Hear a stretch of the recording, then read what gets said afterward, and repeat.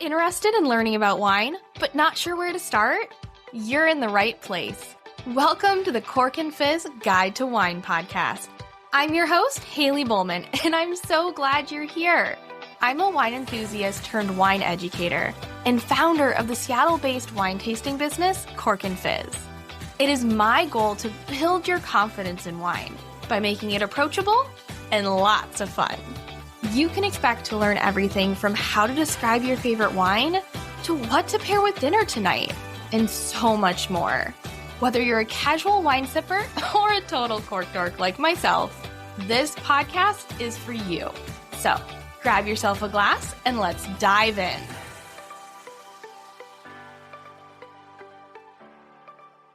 Hello and welcome back to the Cork and Fizz Guide to Wine podcast.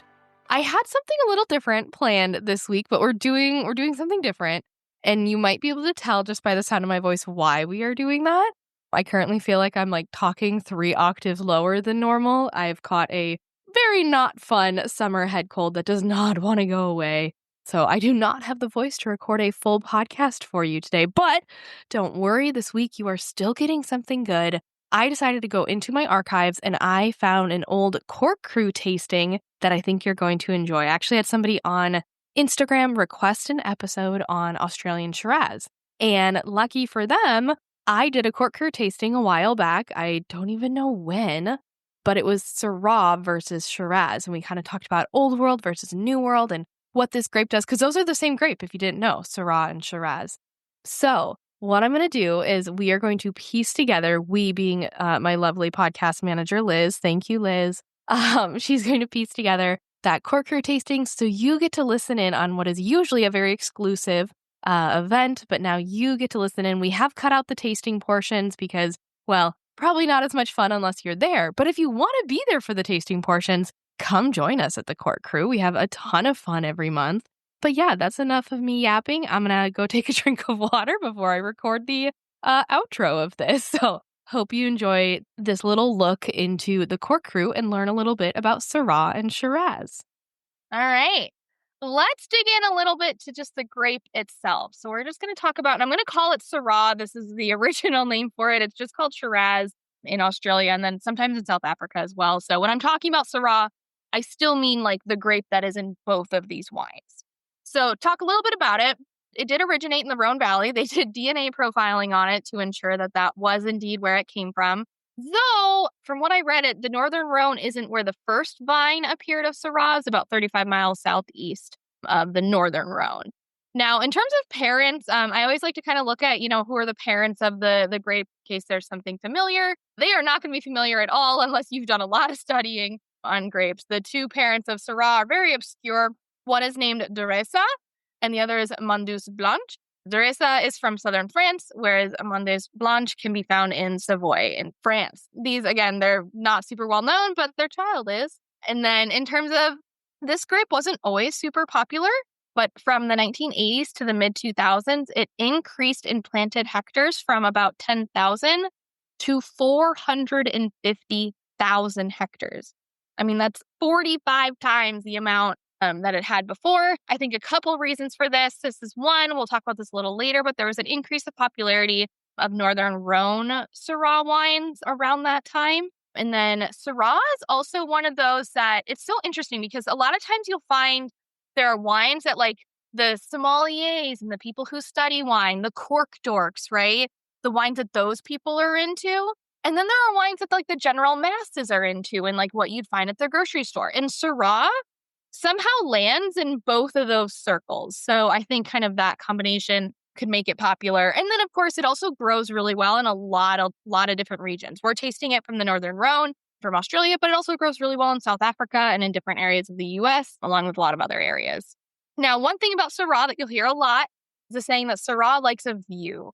This is because the best vineyards are usually towards the top of hills where there is less soil, and it makes the vines produce less but more concentrated grapes. There's also more direct sunshine so that they can ripen. And then the other thing, which is important with the ripening, is that Syrah has really thick skins.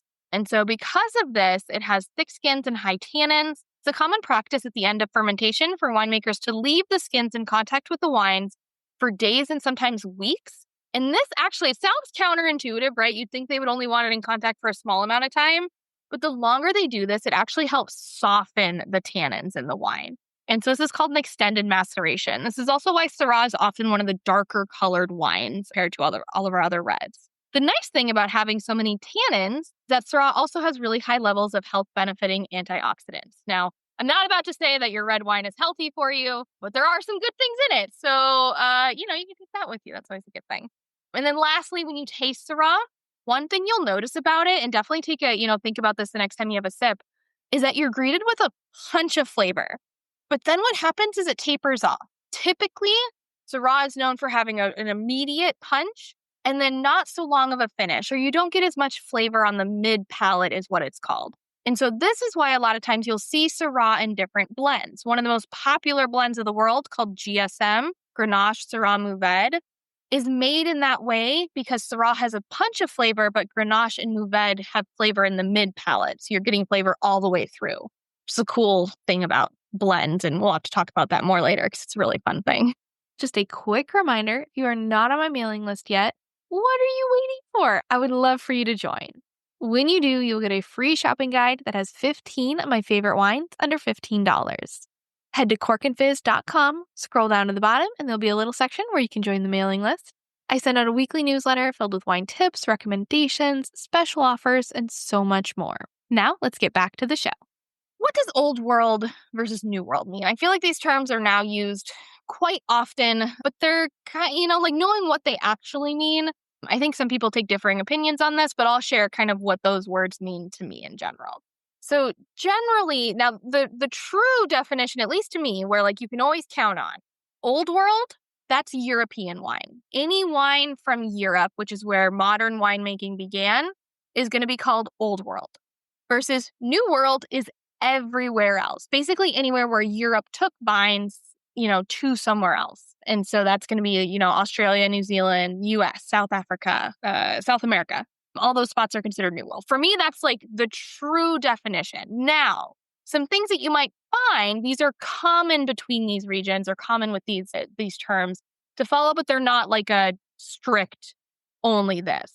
In general, Old World, they tend to have higher acidity, lower alcohol. This is both due to cooler climates generally, and they like to make their wines more food friendly. So that higher acidity tends to balance more with food. Whereas on the New World side, you'll have lower acidity, higher alcohol, which also lends to the bullet point underneath it, more fruit flavor. And a big reason for this is that, New World wines, there isn't so much of an idea of, aging. And so a lot of times they need the wine to taste great right away, and that more fruit flavor can help with that. Whereas in the Old World, they kind of go for more earthy flavors. Again, this is to work really well with your food. New World wines, a lot of times you don't have to pair them with food. You're just meant to, have a glass of wine and enjoy it.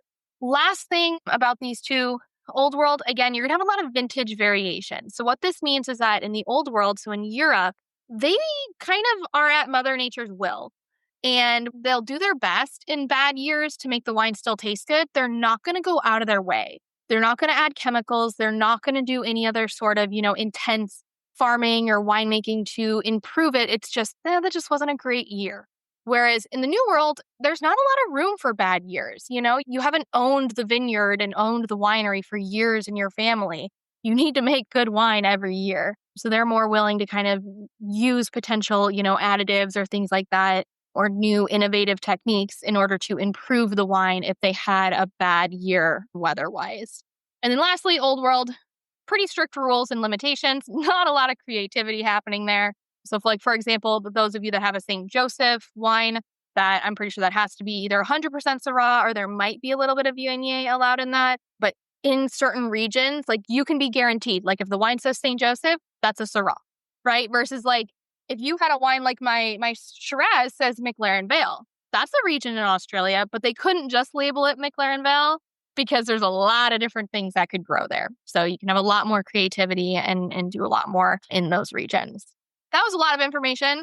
I have a question. Any questions? Yeah, go ahead. I don't know if my brain just skipped for a sec. When you were doing Old World versus New World, you said something about might be best or okay to enjoy without food. Yes. Which was that, the old or the new? That's generally the New World. Those are going to have more of those immediate fruity flavors. kind of the things that you find more pleasant without needing something to match with it. Interesting, because our experience is reverse. Yes. No, and again, that's why, like I said, like that top bullet is the only thing I'm going to tell you is like the absolute true definition, whereas the ones underneath are like, these are generally what you can expect. But yeah, it can change. And it also depends on your palate too. I mean, I love earthy flavors. So like that to me, I could enjoy it on its own without food. I don't have to have it. So it depends. Thank you. Yeah. Any other questions? All right. Well, let's dig into our Northern Rhône then.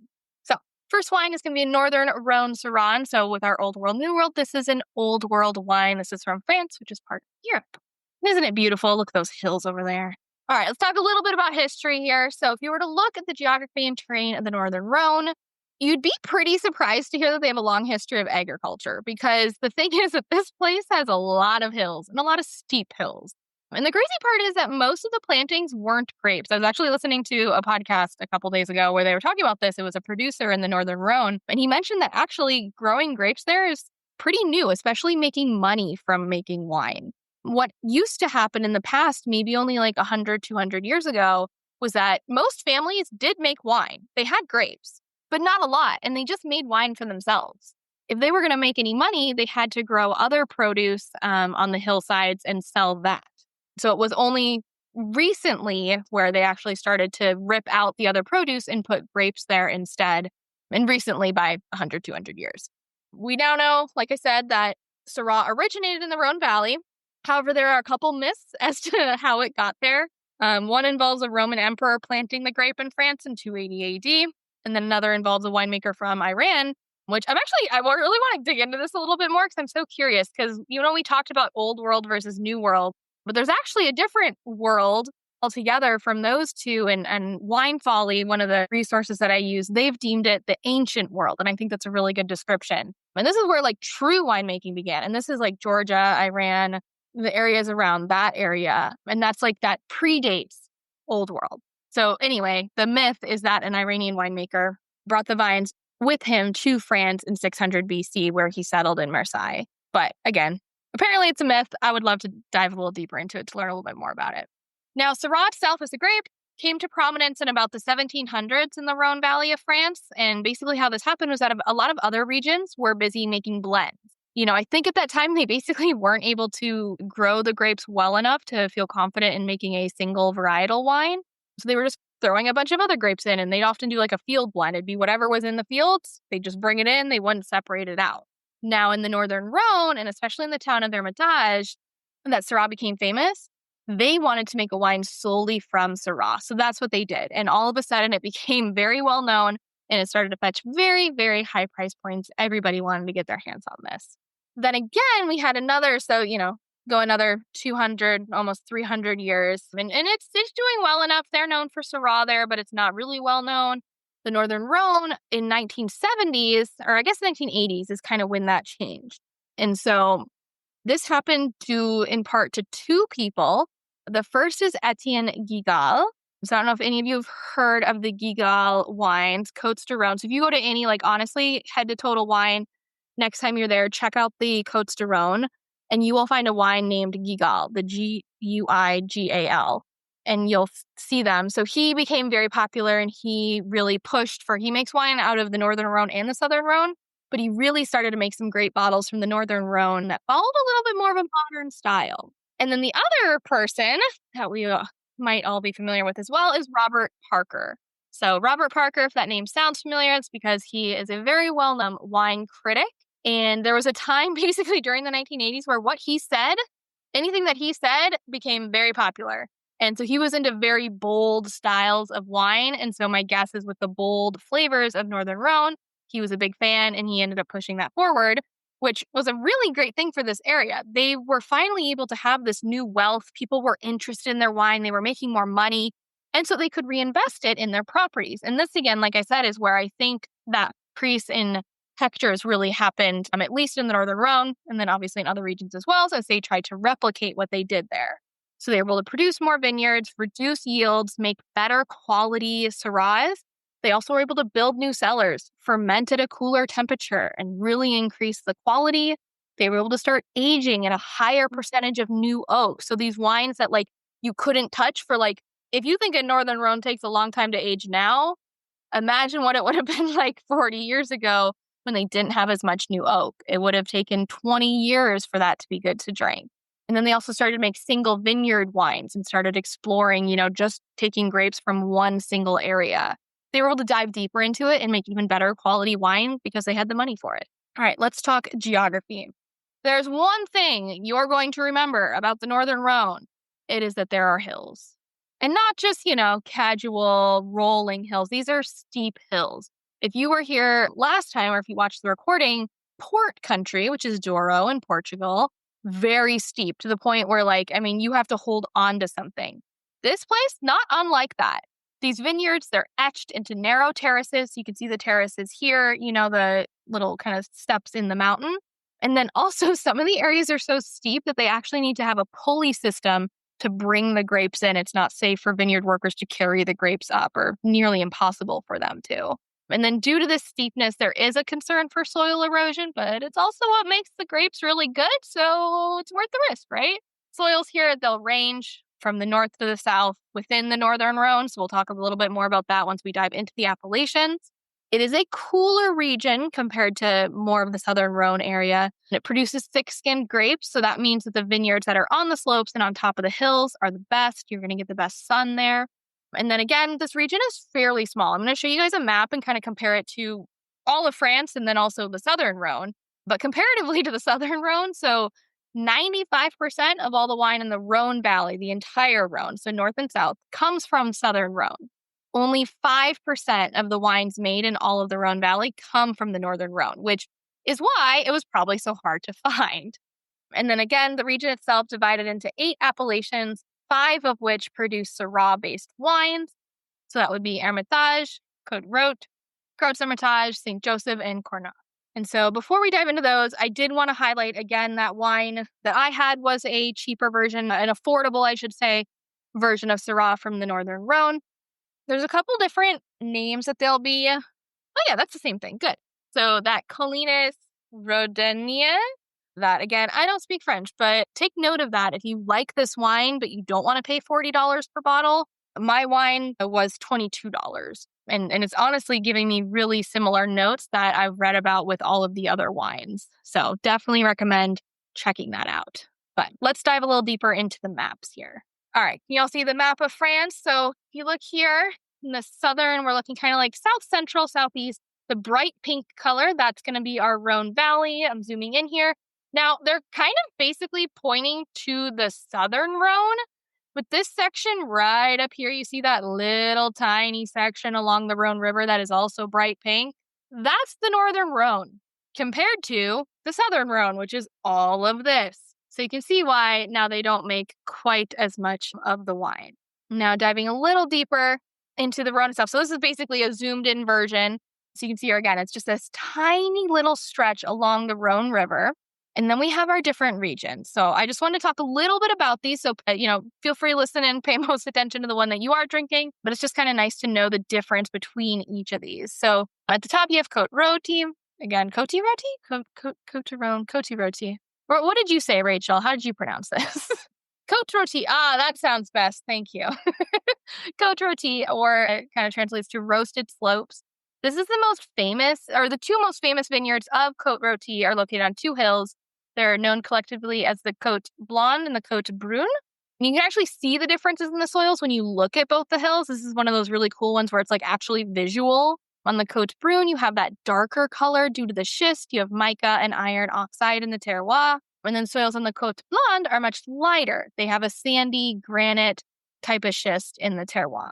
So distinctive from other Northern Rhône wines, Côte-Rôtie can often have a small amount of Viognier that is co-fermented in with the wine. It can be up to 20%, but most winemakers only add up to 5%. And basically what that means is, so co-fermenting means that they actually put the grapes in together to ferment, and they don't ferment each separately and then blend. Most of your wine blends that you drink tend to be, let's ferment the Syrah and let's ferment the other wine and then add them together. But co-fermenting means they do it together. And there's a lot more that happens because of the chemical reactions that are happening. And so you end up with more floral aromatics. It's bold, but precise and very elegant is often what the Côte-Rôtie is described as. All right, heading down to St. Joseph, which I know a lot of us have a bottle from the box from St. Joseph. And this is honestly some of the best value wine. And the quality here depends on the producer.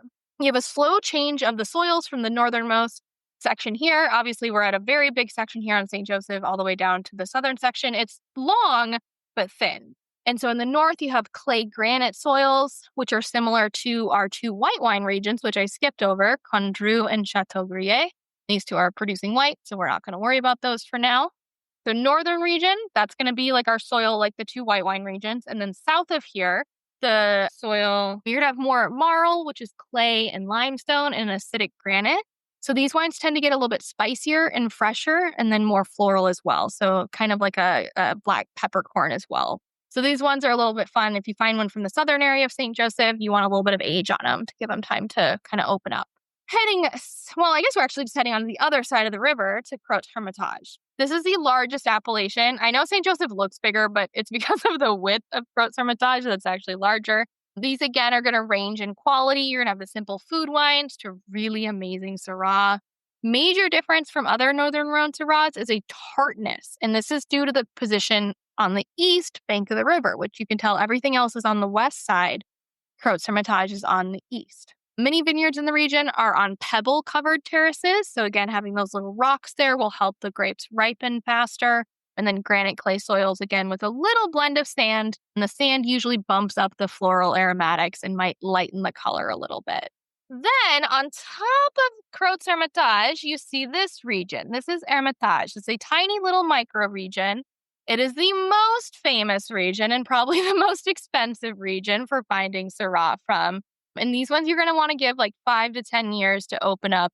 But then you're going to have these nice layered flavors. You'll get blackberry, blackcurrant, licorice, coffee, smoke, a little bit of everything. So Hermitage, often referred to as the Hill of Hermitage, but it is actually 3 adjacent southerly facing hills, which if it's facing south, it's facing the equator if we're in France. And so that's a good thing. Fun fact about how it got its name. There was a 13th century crusader who was injured, took refuge here, built a chapel, and basically lived on the hill in solitude. And so it got named Hermit's Hill, which in French is Hermitage without the H. I don't know where the H came from, but Hermitage is the name of it. And so each of the 3 hills, the soil changes a little bit, but for the most part, you're going to get very similar wines here. You're going to have a lot of tannin in body, a lot of stuff happening. And then finally, our most southerly Syrah making region is Cornat. This is a very underrated region. Not a lot of people think of Cornats when they're having a Northern Rhône. I'm so grateful to the sponsors who help make this podcast possible. And today's sponsor is one I personally love, wine.com. You know I'm all about exploring new wines, but let's be real, it's not always easy to find unique bottles, especially if you're limited to what's near you.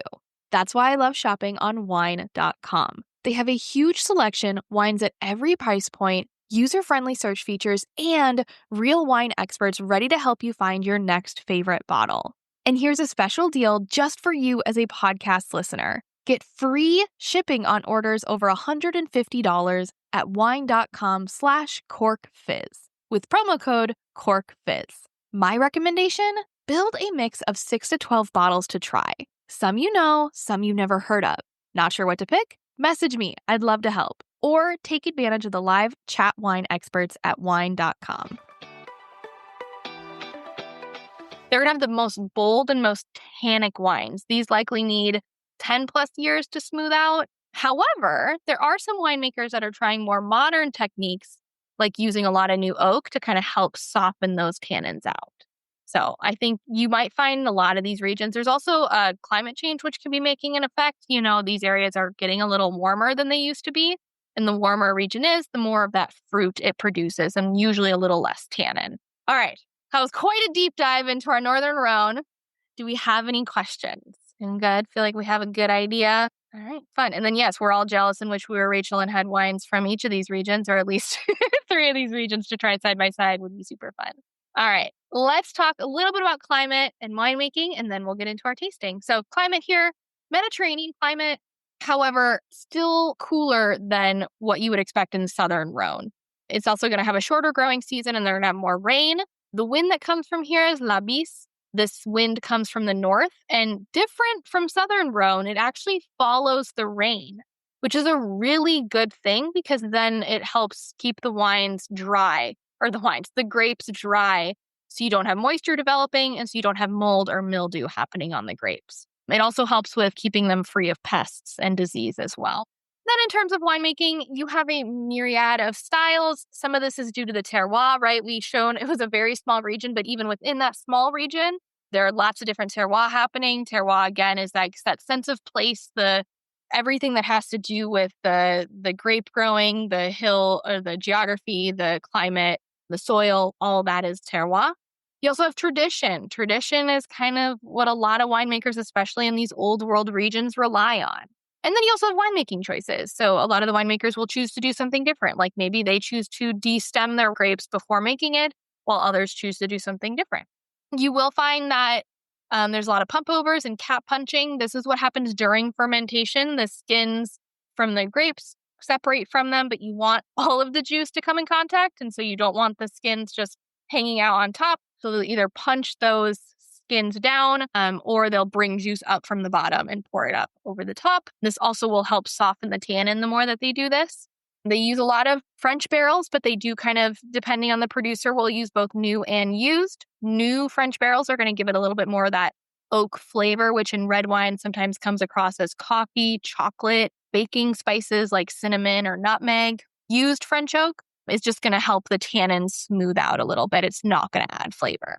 And then you're also going to see a lot of increase of biodynamic and sustainable farming in the Northern Rhône, which I think is awesome. All right. Here's a little kind of preview for what you might expect from a Northern Rhône. This is not an answer key by any means, just kind of gets you started. So, and again, there are a lot of unique flavors in these wines, so it's kind of helpful to kind of give you somewhere to start. So you are going to get some fruit, usually some black fruit, but there's also like, these wines are known for like a meatiness, which is very unique. It could come across as like barbecue or bacon or just like raw meat. Then you have that olive note that we talked about before, and then also kind of smoke or tobacco are also common notes here.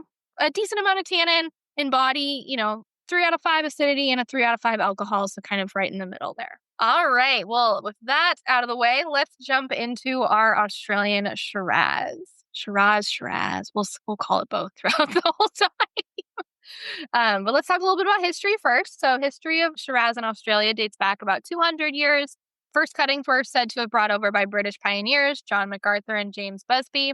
James Busby, very well-known name, considered to be the founding father of Australian wine, also brought over a lot of vines over to New Zealand as well. And he also brought Garnacha from Spain. So we brought the Syrah from France and Garnacha from Spain, and those two end up being like very popular wines in Australia today.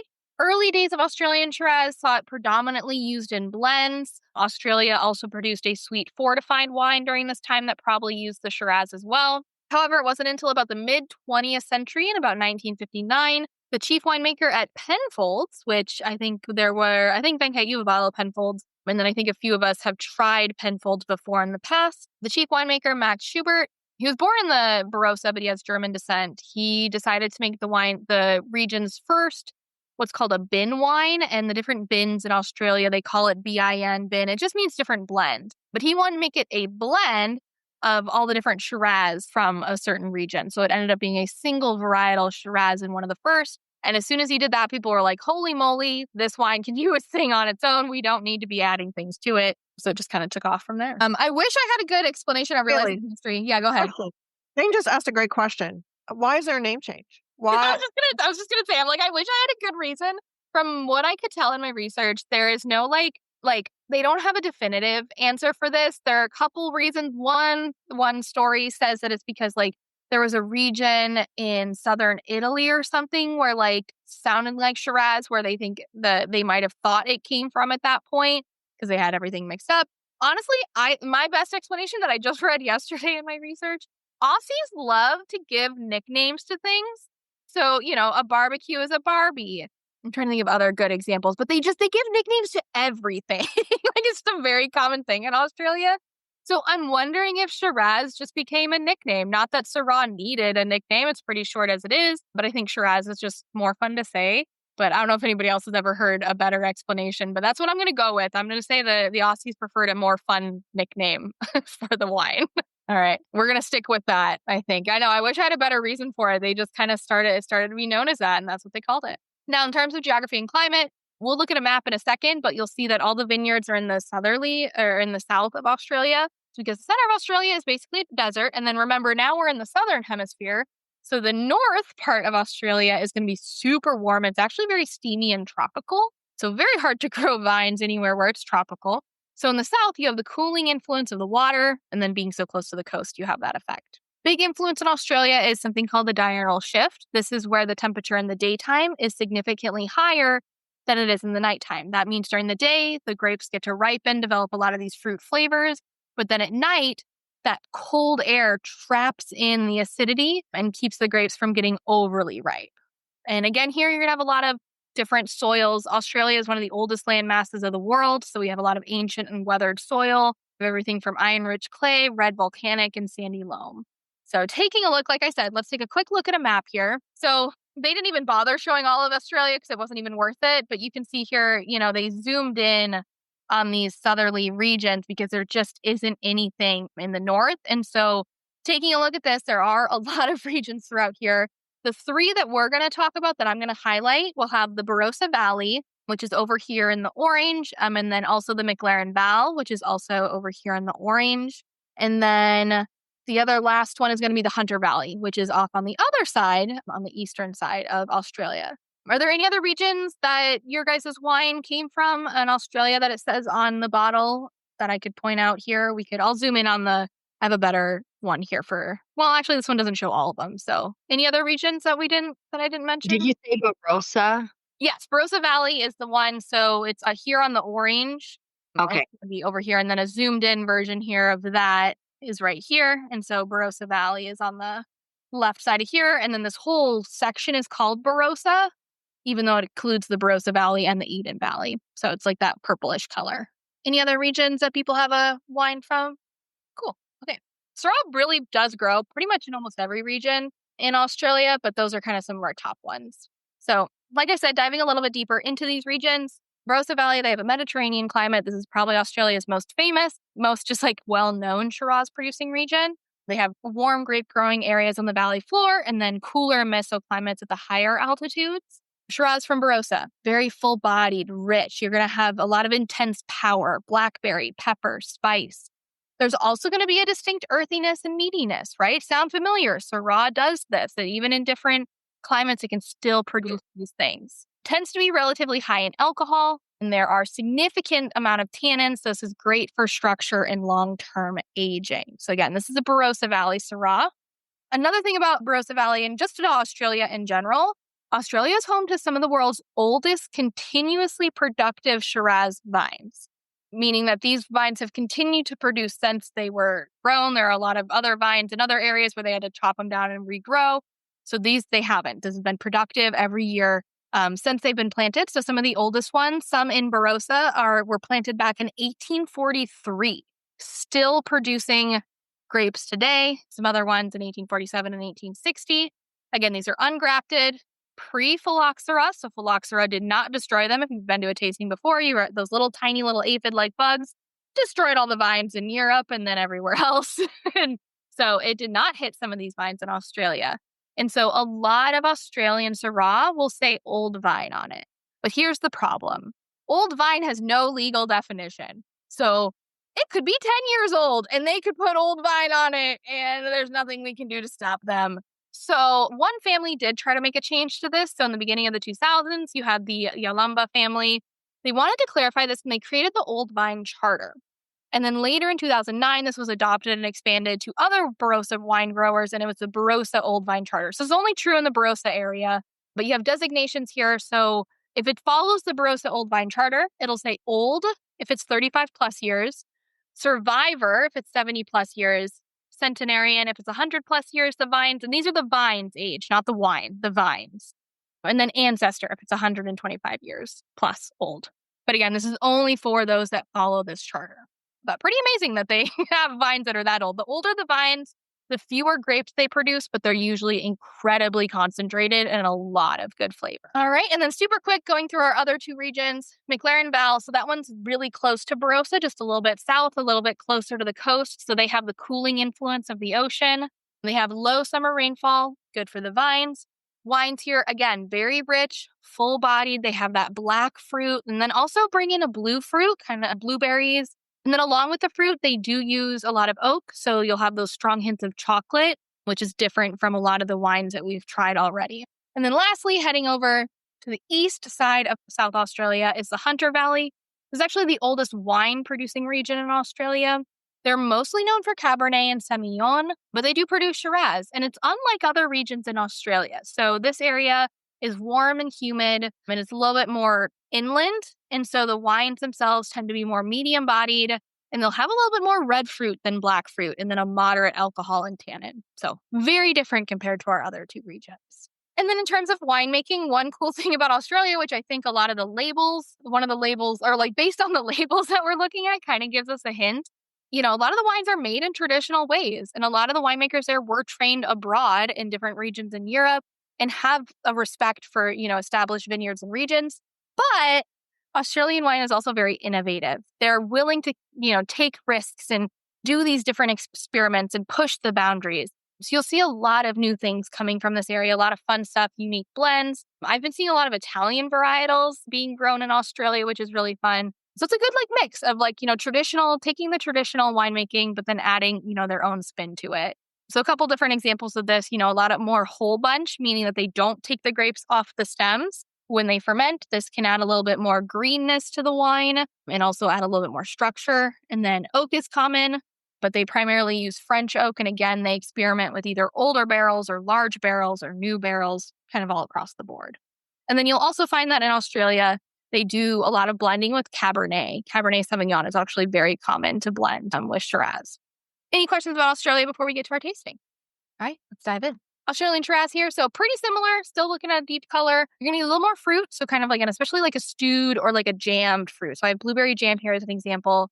Again, that blackberry is going to be common. And then we're going to get potentially a little bit more oak notes, something from it being in contact with oak. That would be the mocha or the chocolate or coffee kind of notes. And again, still spice can be common in there as well. I hope you enjoyed this episode of the Cork and Fizz Guide to Wine podcast. Like I said, it's a little different than normal. Let me know if you like this style and if you want to be part of these virtual tastings in person, live, when they're happening. Come join my virtual tasting club, the Cork Crew. You can go to thecorkcrew.com or just go to Cork and Fizz and find Cork Crew underneath services and come join the club. You can get your first 2 months for just $8 a month if you use code WINESPECIAL. Now, lucky for you, I have pre-recorded my next 2 episodes before I got this cold. I actually got to do a really fun interview with the CEO and owner of Currently Wine Co. This is a super unique wine. If you see it anywhere, you will recognize that it is different than many other wines because the wine comes in aluminum bottles. Not aluminum cans, aluminum bottles. And this is a major part of the wine brand in that they care a lot about sustainability and they're making changes and trying to make changes in a world such as wine that it is harder to make that change. So I talked to Daniel Rodriguez, who actually has a background more in marketing than he does in wine, but don't worry, his passion for wine makes up for the non-background in it. And it was a really fun interview. So you'll get part 1 in the next episode and I hope you enjoy it. Thanks again for listening. Cheers!